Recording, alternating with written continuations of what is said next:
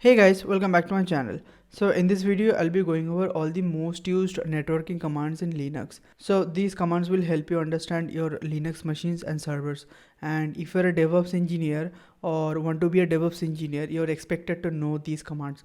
So knowing these commands not only help you in your job, but also, boost your networking confidence in general. And I'll be going over these commands from basic to advanced. So the first command is IP. So we use IP mostly to show network interfaces, routes, and network addresses. For example, let's say we want to show all the addresses. So we can do IP addr show. This will show us all the network addresses that we have in our system. And similarly, you can also use the full form, which is IP address show. This will also show you the same thing. And then you have like IP route show, which will show you all the routers that you have available in your system. And then you can also show you all the network interfaces, like using IP link show. This will show you all the network interfaces only. So that's all about IP. And then you have one more command which you already know, which is called ping. So we mostly use ping to test like network connectivity by sending the ICMP echo request to a host and see what the network replies back. And ICMP means the Internet Control Message Protocol. So we can do like ping google.com, for example, and that will show you all the ICMP requests that it's sending and the replies that it's getting back. That's the basic thing that we do with ping. Let's move on to the next command, which is called traceroute. And we use traceroute to find the network problems because it shows the sequence of routers or network devices that the data packets pass through when traveling from your computer to a specific website or a destination. And think of it like a map to see where the traffic might get stuck or get delayed on the way to its destination on the internet. So when you run traceroute, say for example, I want to run traceroute on my own website. So what it does, like it sends a series of ICMP or UDP packets to the target host, which is in my case is my own website, and then record the network path that these packets take to reach to the destination. So now it is like displaying the list of all the intermediate hops or the router or the devices, okay, and then that the packets that are going through actually. So it also sends the round trip time, which is in this case like called RTT. So this is the round trip time for each hops actually. And basically using this information, you can diagnose network issues or identify delays or understand the network path of the target host from your destination. So it will keep continuing until unless it ends to the 0. So I'll just cancel this because it takes a bit of time. Now let's move on to the next networking command, which is called route. So we use route to display and manage the kernel routing table. So if I just do route, it is trying to fetch all the kernel IP routing tables. So a kernel IP routing table is like a map inside your computer. So it tells your computer how to send the data to different places on the internet on your network, and this is needed for the data in order to travel from the right destination work properly. So same way you can also use the kernel IP routing data to diagnose and fix your issues and set up like specific routes and whatnot. So yeah, and you can also do route -n, which will also show you the same thing. And you can also see the other commands that are associated with it using the H command, which will show you the L.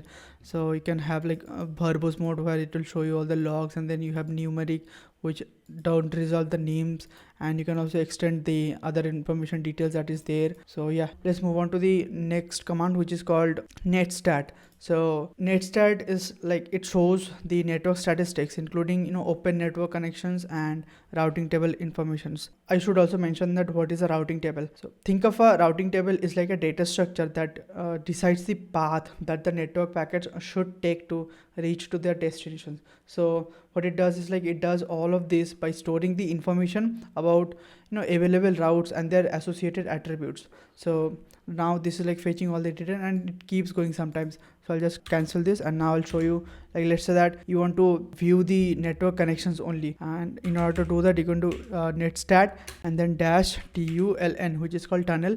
So it will show you all the active connections that are TCP and UDP, both 6 and 4. Let's say now you want to display the routing information as well. So similarly, instead of TULN, you can also do netstat -r, which will show you all the routing information, which is kind of the same thing you get to see in route command that also shows the same thing, right? You can use netstat r, or you can just use route which will also show you the same thing. But let's say that you want to display the networking group in your computer. You can do that using the netstat-g, which will show you the IPv6 and IPv4 group members.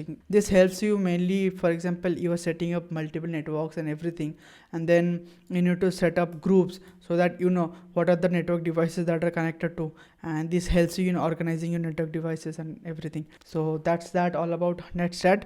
And now let's talk about one more updated variant of netstat, you can say, which is called SS. It's almost similar, but what SS does is like it displays socket statistics and network connections and all those kind of stuff. For example, same thing, instead of netstat you can do SS tunnel, which will also show you kind of the same thing, only IPv4 connections instead of all the UDP and TCP. So you can do that using SSS4. So this will actually show you all the IPv4 connections, and then if you want to check the 6 ones, IPv6, you can do the 6. Right now I only have this ICMP 6, so that's why it is only showing me 1. Let's say that you want to only see these established TCP connections. You do that using SS-TULN, which is called tunnel, and then state established. So that will show you all the established connection, which in my case these are the established connections that are running. This is not like pending or something, this is actually running and these are established. Now there's one more command called nslookup. You might have heard about this. So nslookup is like we use to query the domain name service or DNSs for the name informations like IP addresses, their resolutions and all that. So for example, if I do nslookup then any address, for example my own address, which is case spantheslet.com, it will show you some of the details like the name and their addresses and the server that it's there. Now what happens is like we use nslookup to query the domain name service to obtain all this DNS information, but you can also do the mx lookups as well using this dash type, then mx, and then give your domain or whatever, and it will only use the mx, and mx means mail servers, by the way. So it will only show you all the addresses that are associated with the mail server that my server is using, and I can communicate with that email servers as well.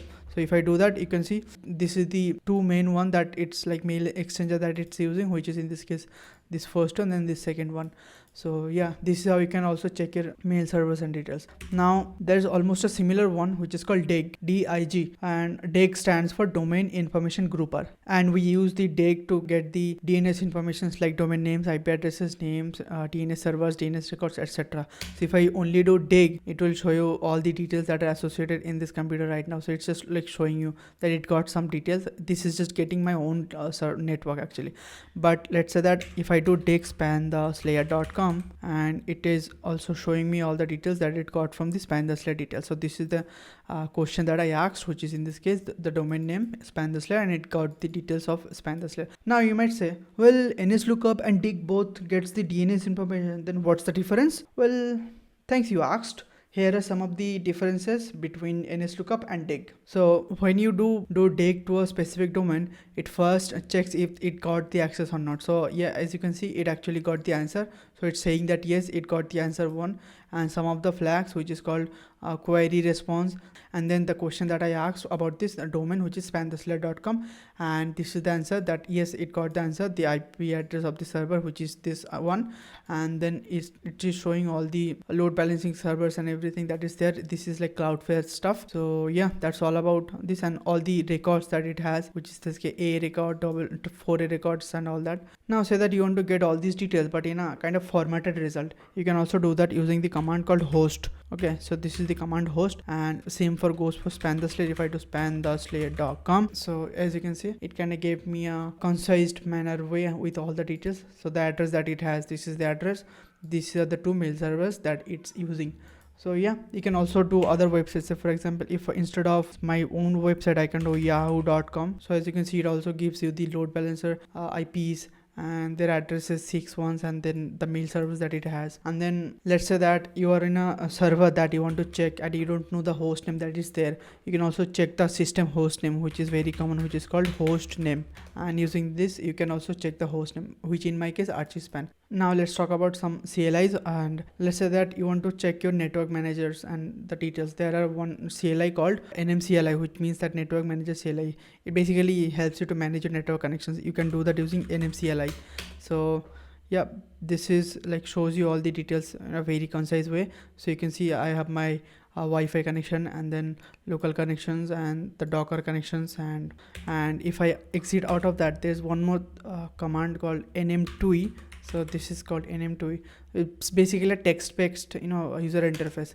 So you might have seen this, like let's say that you have installed Arch before, you might have seen this. So yeah, this is the command where you can actually edit a connection, set some system host name, and check the active connection, check the radio and everything. But like let's say that I want to activate a connection, I can click that, and you can see I have my Wi-Fi, and I have the bridge network Docker, and if there's any wired connection, I can also activate that and create new networks and everything. So I'll just go back and quit out of it. And then you also have one more command called iproute2. So manage all the network interfaces like routing and traffic controls and all that stuff. So traffic controls, also called as TC, which is kind of used for advanced traffic shaping. So what is a traffic shaping? I'll explain that in a later video. Let's just get into that. So yeah, and so if I do that, like how you do that iproute2, if I enter, it will say iproute2, but in order to use iproute2, you use TC, which is called traffic control, and then qdisk show. So this will kind of show you all the network interfaces that it has, like dev, WLAN, similar to the other ones, this one which is called nmcli. So, and you can also check bandwidth monitor that you have, for example in my case, which is iftop and then the interface that I'm using, which in my case WLAN 0, using iftop. You can also check your bandwidth usage. So if I do WLAN 0, I need to give the sudo permission. So just give the sudo, and if I give the permission, as you can see, it started giving me like all the real-time usages of the data. These are available throughout all the Linux flavors and everything. Okay, so there's one more command called tcpdump, and we use this tcpdump to analyze the packets that we have in our network traffic, to capture and analyze. In order to capture, say for example, I have my network, which is in this case WLAN 0, which is the Wi-Fi. In order to capture the network interface, what I can do is like use sudo. Yeah, in order to use tcpdump, you need to use sudo. So sudo tcpdump and then -i, and give your WLAN 0, which will kind of show you the details. So in this case, it's like trying to look for all the details, and it is like try to analyze and capture all the details. So just wait for a second, I'll show you. So yeah, as you can see, it started capturing all the details, and I'll show you exactly what are the devices that it can come up to. So right now basically it's trying to find all the network devices and trying to analyze the whole network that I have. And as you can see, it's like first looking for my own machine and then trying to look for other machines if there's any present. So if I go deep or something, you'll be able to find other ones. So for example, yeah, so it kind of find my iPhone as well. So you can see that it kind of find my iPhone 15 as well. So yeah, that's how it kind of goes for every other details. Now because it kind of find that, now it will try to find all the network that I have. For example, I have the one server running, then all the raspberries that are running the current network, and then I have my editing machine, and then the MacBook, and all those all will be coming up here slowly. So yeah, now it's like going through the network and checking every single details.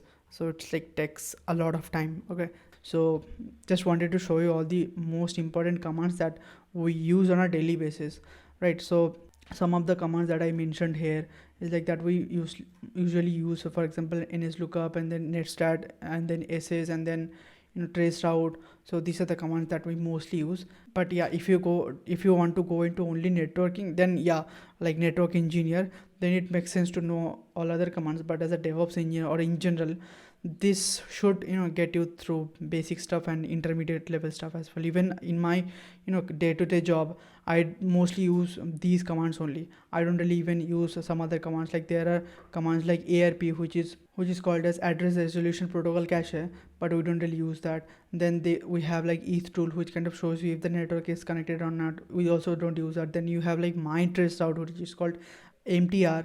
But let me just show you as well. There's this thing called MTR, which is like my traceroute. So it's a combination of traceroute and ping. So if I do MTR span the slayer, so as you can see, it's like checking the host names and all the pings and the packets that it's losing or not, and all the details. And then you have commands like ifup, which is used to bring network up and down, like make a switch down or up. So yeah, I hope you like this video. This is all. Let me know if you have any questions, and do subscribe and like the video for the algorithm. See you in the next video. Bye.